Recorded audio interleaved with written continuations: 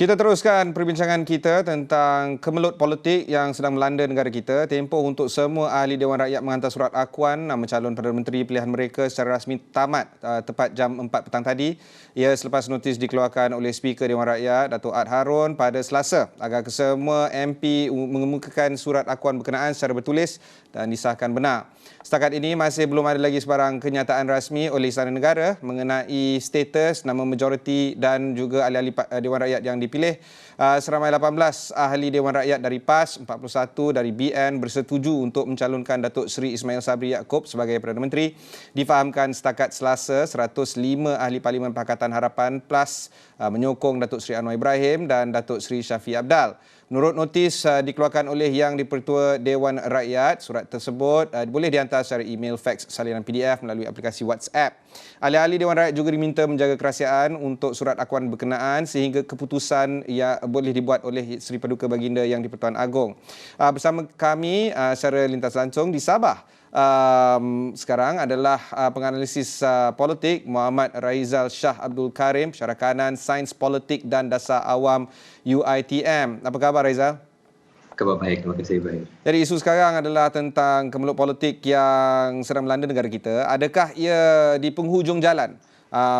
Adakah ini selesai? Boleh kita anggap isu ini sebagai done and dusted? Apa khabar? Apa pandangan Raizal? Ya, kalau kita melihat apa yang berlaku pada tahunan lepas, selepas yang di-Pertuan Agong memilih Perdana Menteri, semua beranggapan pada waktu itu keadaan akan pulih dan semua dan menangani kita dalam sibuk dengan menangani isu COVID. Jadi ramai rakyat pun berharap agar perseteruan ataupun politik-politik ini dapat diketepikan.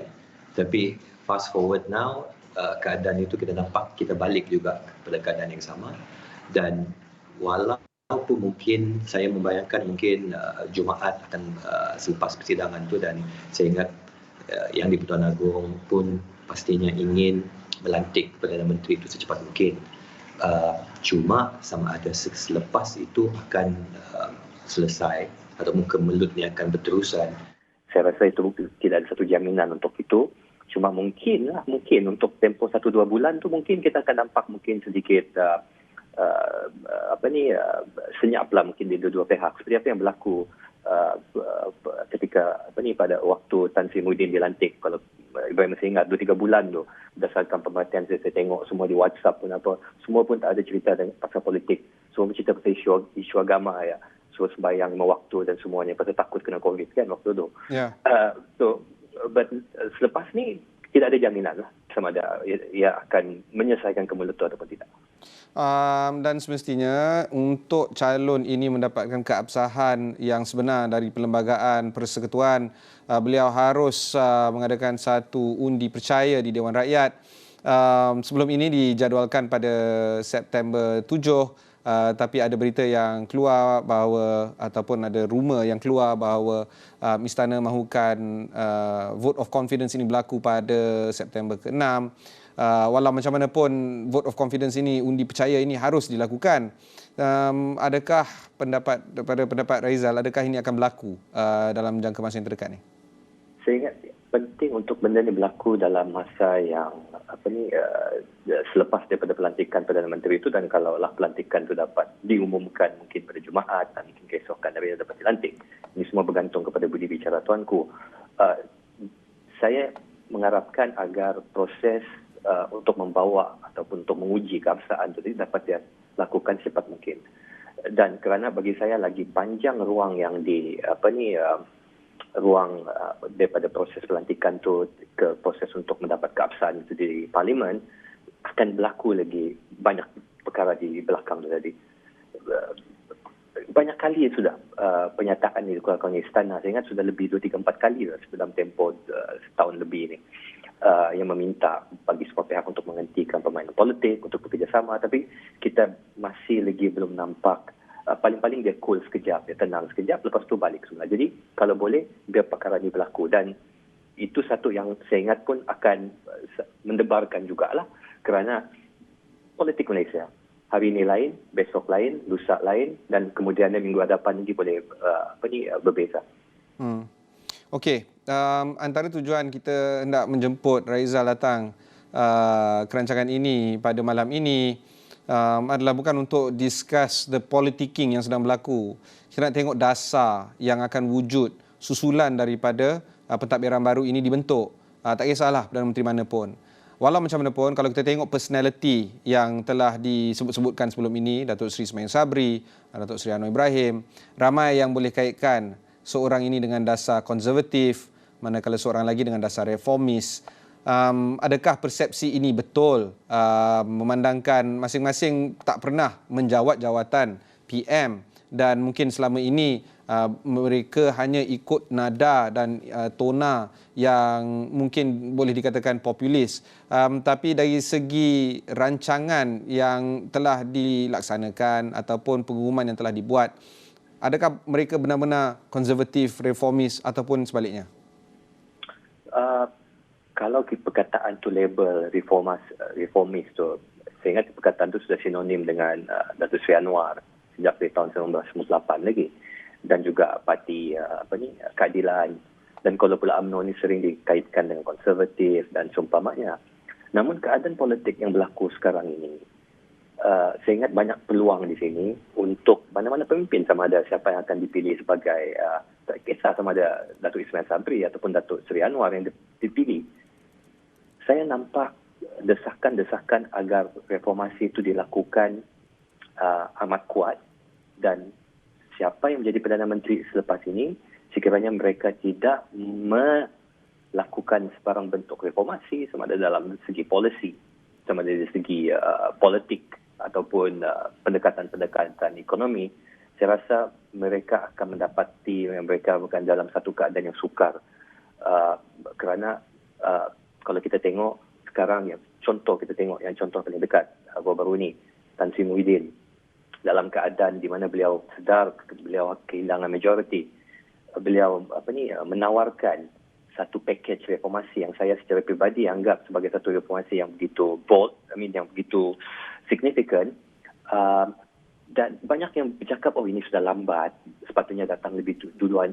Bagi saya itu kita boleh rungkai mungkin sama ada patut dibuat. Memang kalau ikut memang inginkan perkara ini dilakukan pada lebih awal.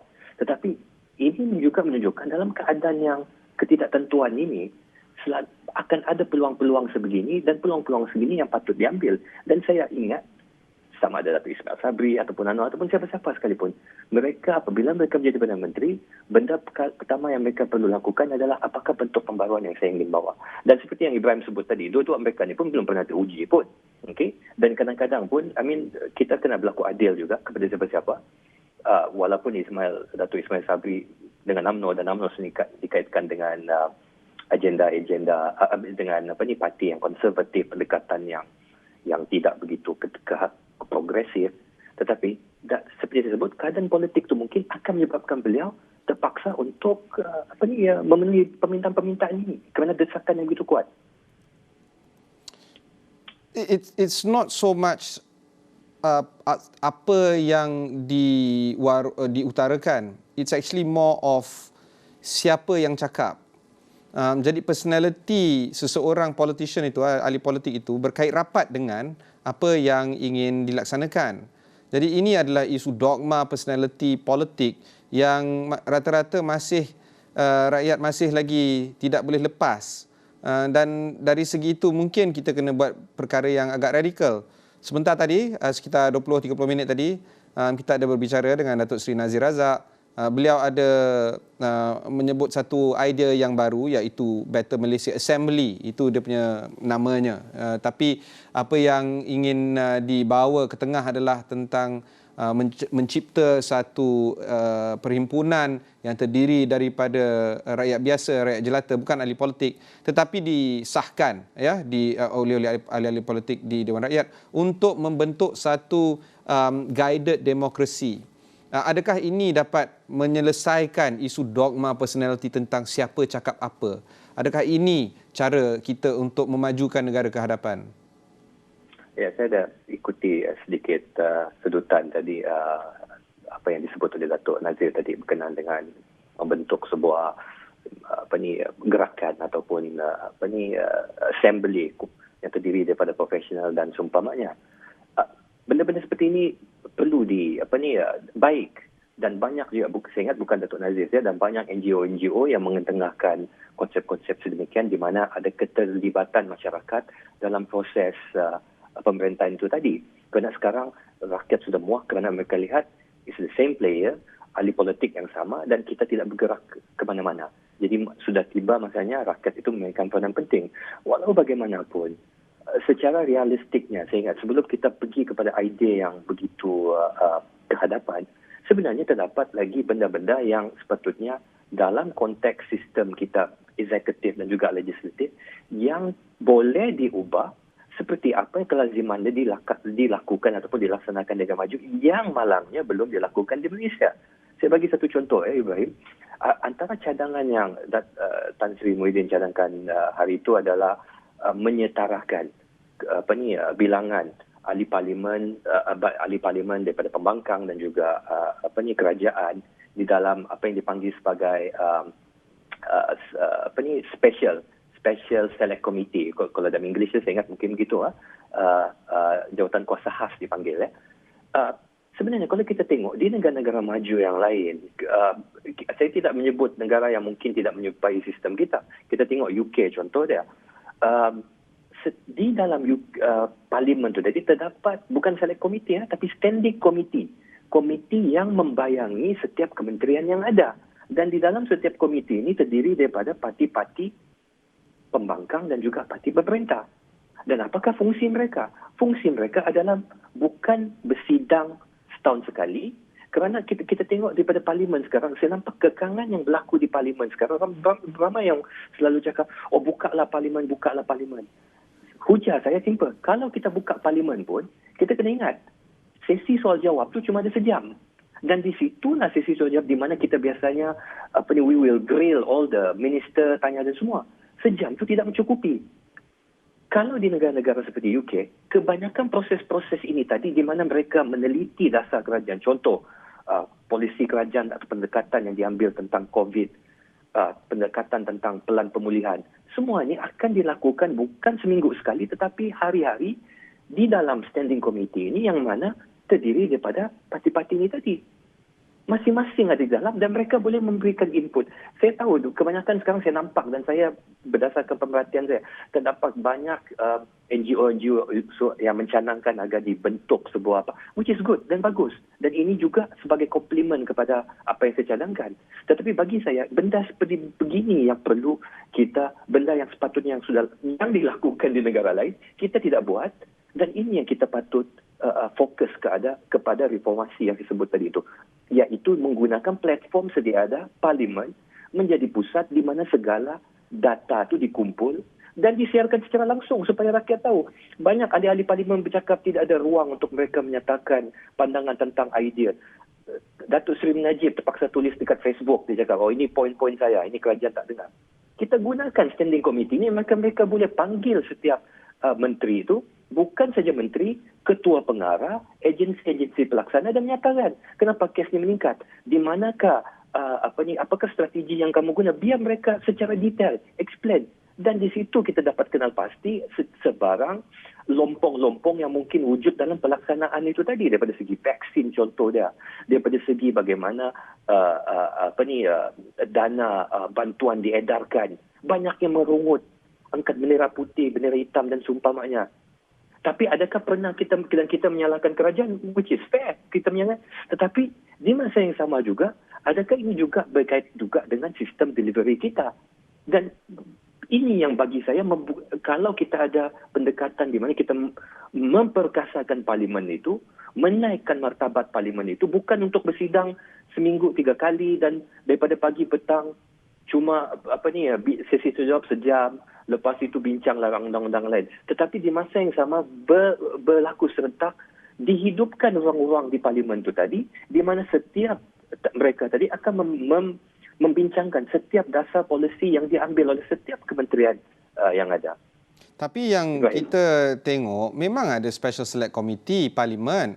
Tak kiralah jawatan kuasa kira-kira ataupun Special Select Committee pasal kesihatan dan sebagainya.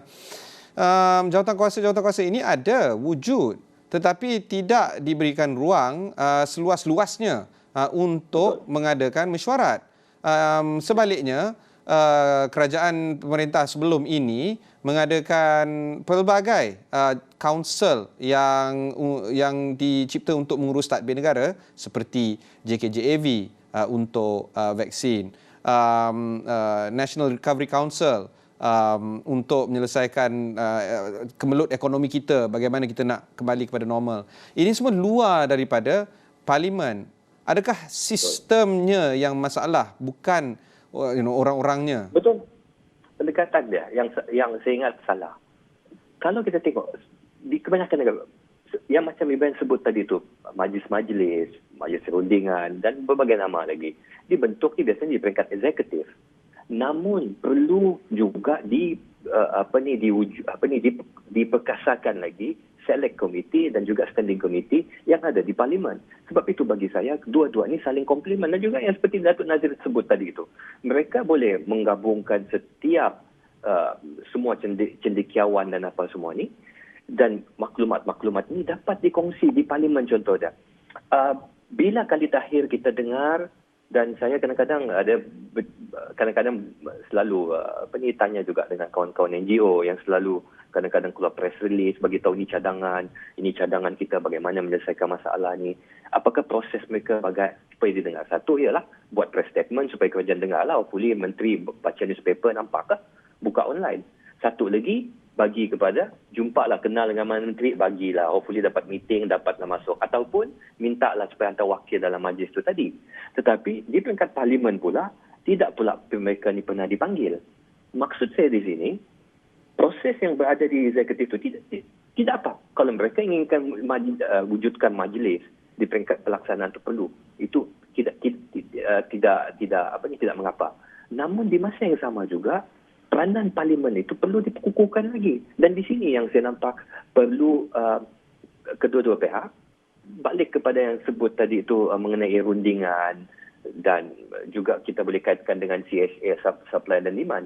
Ini yang saya tak nampak mungkin berlaku di belakang. Saya tidak tahu, saya cuma membuat spekulasi saja.